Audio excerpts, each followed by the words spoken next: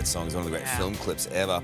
The world this morning is beginning to mourn the loss of singer-songwriter Sinead O'Connor, the Irish superstar, passing away aged 56.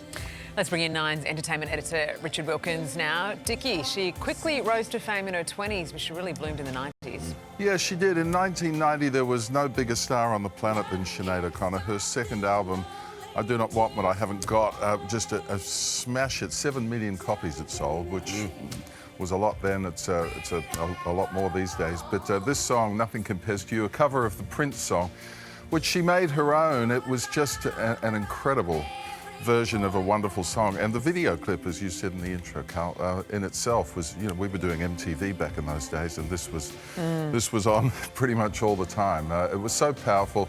But, you know, and nominated for a bunch of Grammys, which she refused. That was the start of, we sensed that this was an intense, complicated person. She refused to go to the Grammys, pick up the awards. She was at odds with the industry and pretty much everything else. But man, this was a smash hit.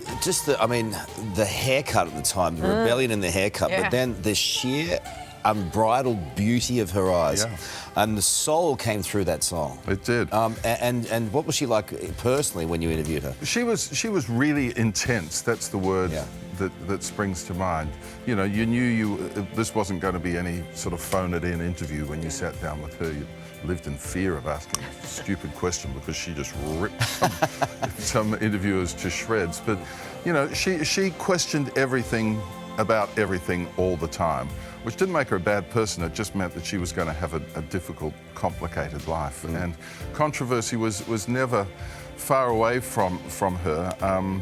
You know, she once said that she didn't want the American national anthem played before her concert, and Frank Sinatra said he wanted to kick her ass.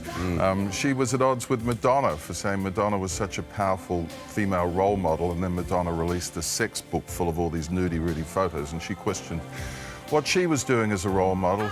Later in life, she had blues with Miley Cyrus, but when she was on Saturday Night Live and ripped up a photo of the Pope, this was incredible. Have a look. Evil.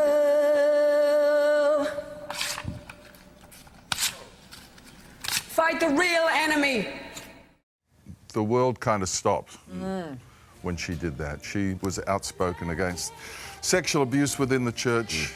That was her big passion to speak out. You have both sides today, don't you? She had a great quote. She said, "I don't set out to cause trouble, but everything I do does cause trouble, and I'm proud to be a troublemaker." I think she said Sums that. her up. Yeah. Good on you, Dickie. Thank you. You'll be back later too. Hey there, Today fans. Sarah and...